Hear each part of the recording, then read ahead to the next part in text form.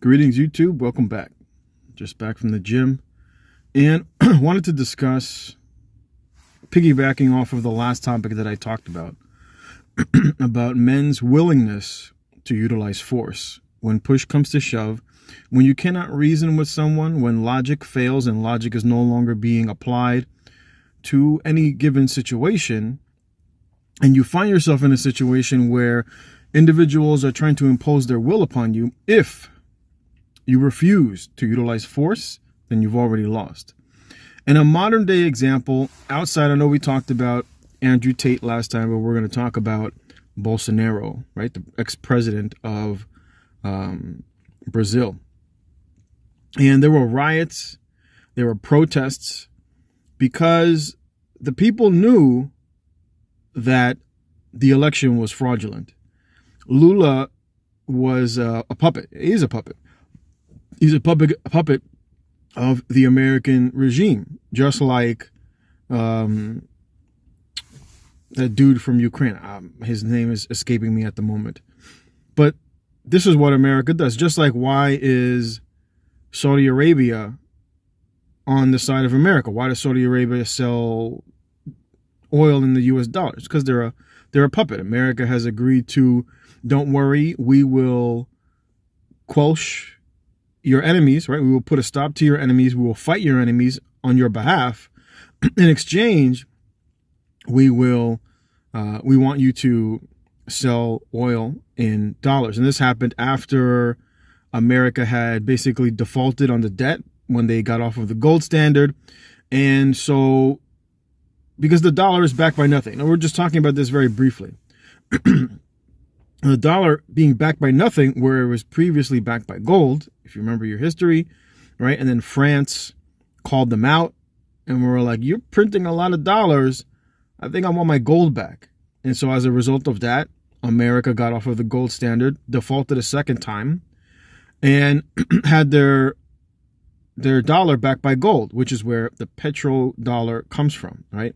America went to war with the current rulers in Saudi Arabia, and they fought against their enemies, and as a result, they were able to sell the dollar in, sell the oil in dollar, and that's what keeps the whole reserve currency afloat. What does that have to do with Bolsonaro? So, Bolsonaro knew and protested and was very adamant that the elections were fraudulent. And the people were on his side. The people protested. They were people in their constitution where the people can, in essence, state that elections were fraudulent. We want the military to take over, to do a recount, to do an investigation. And Bolsonaro was pushing back. Now, America, of course, got involved. And America was backing Lula because they needed a puppet in the heavily commodity-based country like Brazil, just like Africa. That's why America is deeply in bed in Africa, because they want those resources. That's why they compete with China for the resources. The people are poor, but the nation is rich in resources, and the people don't have the technology and the will to fight back against their own government, let alone the American government. And so Bolsonaro was pushing back. The people, even just most recently, I believe it was this Sunday, went to the Capitol and staged an insurrection. And so Bolsonaro cucked out. Bolsonaro, who, just like Donald Trump, was talking all this shit that he was going to do X, Y, and Z until America said that they were willing to use force. Now, of course, all this shit happens on the low, but he's very much well aware of it. And many people who follow what's going on globally are. And so America said, forget all that noise. We'll let you come over here and we'll let you live over here. And so most recently, of course, you probably heard, Bolsonaro is walking around in sunny Florida and he's chilling. He was seen in the supermarket while his people, who thought he was on their side, were dependent upon him and are basically rioting against the government. And now even the military was on Bolsonaro's side. But Bolsonaro had to make the choice. Is he a revolutionary? Is he about that life? Is he ready to utilize force to protect his freedom and the freedom of his people. And he wasn't. And so he cucked out. And so he's here in America, living in Florida. And after Lula took power, now Lula is purging the military, just like the American government after Donald Trump was purging their military with both the jab and as well as all the LGBT stuff. All that stuff is just a loyalty test. When you see a lot of this stuff and you wonder, it doesn't make sense, it's not scientific, it's not rational, typically it's a loyalty test, especially when it comes to people maintaining a semblance of freedom. When the government wants to take some sort of freedom away, overwhelmingly, it comes in a form of a shit test to see whether you're going to fight back. Hence, right, no jab, no job. Were you going to be out there and protest? Most people didn't. Some people did. I didn't take it. I work as a nurse. I didn't take it. I wasn't going to take it. I was ready to leave the fucking country if need be. I was like, I'm going to start a business. I was like, but I'm not going to take it. I'll leave. I'll leave the country. And I told everybody. Everybody knew I was ready to leave the country. And up until I left my apartment. I was living in Manhattan for the past 10 years. I was working at New York Presbyterian Hospital. And I saw the writing on the wall. And I went to travel nursing. And I was like, I'm going to go to Florida because Florida holding the fucking line, right? That shit did not happen. That shit did not happen. And then people think, oh, Texas, hold the line, Texas, right? The Lone Star, come and get it, 1776. And guess what? They had mandates there too. It's all LARPing. These people are just role-playing as patriots, role-playing as fight for my freedom. And it's all bullshit. It's all bullshit. When push comes to shove, people will trade their freedom for safety. And as Thomas Jefferson said, they will get neither. You will get neither the safety that you think that you're trading your freedom for, and you will not be able to get your freedom back.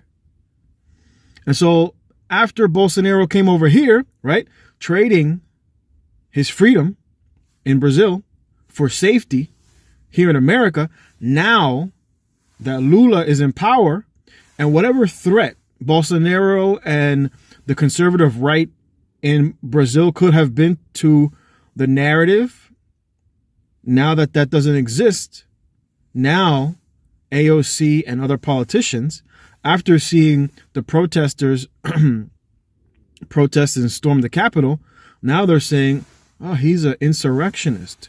We need to send him back and extradite him. Even though Brazil is not even asking for him to be extradited. And that is what happens when you cuck. Just like Donald Trump. Donald Trump talked all this shit about, I'm not leaving, that we're going to stand up and fight. We're going to go through the courts and we're going to sue and we're going to do X, Y, and Z.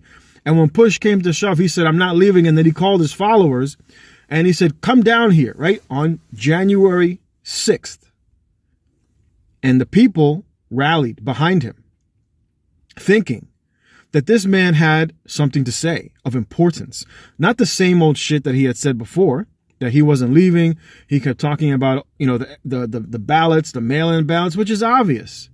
It's obvious when you wonder why they needed mail-in ballots, especially if you paid attention to what happened last time and what happened this time, where people went down the first time and to go in with their mail-in, with their ballots to vote in person, and to find out, hey, you already voted. And they're like, what the fuck? What do you mean I voted? I didn't vote anywhere. They're like, yeah, we got your mail-in ballot. And like, I ain't sending no mail-in ballot. And they're like, oh, well, maybe it's fraudulent. You can't vote either way because there's, we need to investigate. But this time, what they found was, now you see the elections taking longer. The elections that used to take a day and everybody would be able to count their votes. You got countries bigger than some of these battleground states that can count all their votes in a matter of hours. But now you see that that's not the case. Now they wait. They wait for all the votes to be tallied. And then what do they say? Oh, we still got these. Oh, shoot, we got these mail-in ballots in the back that we forgot. And then they count them and look, oh, shit, you lost. My bad. It looked like you were winning. But then, as that saying goes, it's not who votes, it's who counts the votes. And so the people don't do anything. They think, oh, we're going to get them in 2024, just like we're going to get them in 2022. And that shit didn't happen either. Because you can't vote your way out of socialism. You can't vote your way out of communism. You got to shoot your way out. But people don't want to. People think that if we just keep using the courts, if we just keep voting, we'll right the ship. And that's not going to happen. Bolsonaro had a chance. His people had a chance. And the result of the same with Donald Trump, since that man has been in office since he's out of office, as you see, every single time that the left gets the opportunity, what do? They start investigating him. We're going to investigate him. We're going to impeach him. We're going to do X, Y, and Z. This is what happens when you cuck. When you cuck and you realize, and they realize, I should say, that you're not willing to use force, when they really see when push comes to shove, you ain't about that life, bro. That ain't you. And Donald Trump goes right back to his life. And what do? They rush his house. He got investigated. The alphabet letters came to his door. We need to search the premises for X, Y, and Z. This is what you get. This is what you get when you cuck out. When people realize, when men realize that you're not about that life, they smell blood in the water. And that's why Bolsonaro coming over here in America, thinking shit is sweet, thinking I'm free. I didn't have to worry about shouldering my rifle and everything's okay. And I'm going to leave my people behind in Brazil and I'm going to come over here and I'm going to live the good life.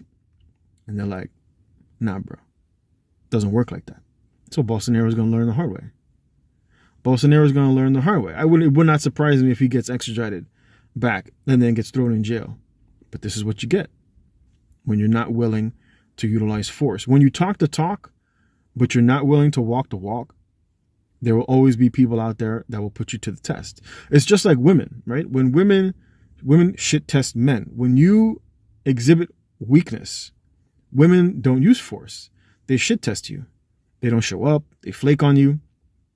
Maybe they'll start withholding sex from you. They do a variety of things because they're like, are you really that alpha? I don't think you're that alpha. I think you're this alpha because of your money. That's why I think you're this alpha.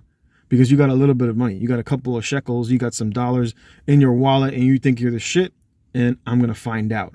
And so they shit test you. And then when you fold and you start coming out of your pocket and you start paying, then they realize, oh, you ain't no different. You just got money. That's it.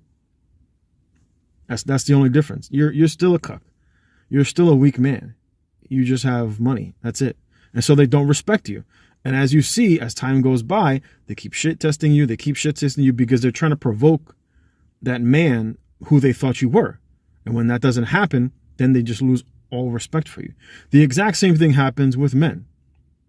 When men realize that you're not willing to push back, this is where shit like bullying comes from, where they push you around, you get a paper thrown at you in class and you don't do shit.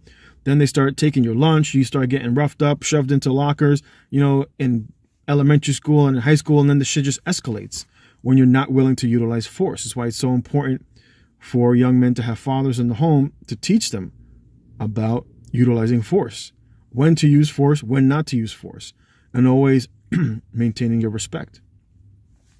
But when you're not willing to do that, Andrew Tate actually did the exact same thing. And I'm going to end this right here. When Andrew Tate got banned off of social media, and this is why this dude was soft. He even said it in his own mouth, where he said, if you talk in talking to the social media big tech, he said, if you would have just put me on your side, I would have toned down my talking points. I would have been on your side. I would have been an ally, he says, because he was just trying to sell you out. He was just trying to sell you out for money. He was just utilizing the views to leverage a position in life. That's it. And a lot of young men thought that he was about that life. And when you see stuff like that, other men realize you ain't about that life, bro. And so, right, he gets the knock at the door. And we just utilize women. Oh, you're a trafficker. If we can't get you on that, we're going to get you on all your, the funds that you're using. Those are laundered money, right? You're laundering money into the country. If that doesn't work, oh, these women over here that just come out of the woodwork, they're accusing you and you're guilty. That's how they get you. When you're not about that life, they will come for you. When you pretend to be about that life and you're not, they will come for you to make an example out of you so that other men become fearful and shrink back into destruction. Anyway, I'm going to leave it here. Thanks for watching. Feel free to leave your comment below, and I'll check you next time.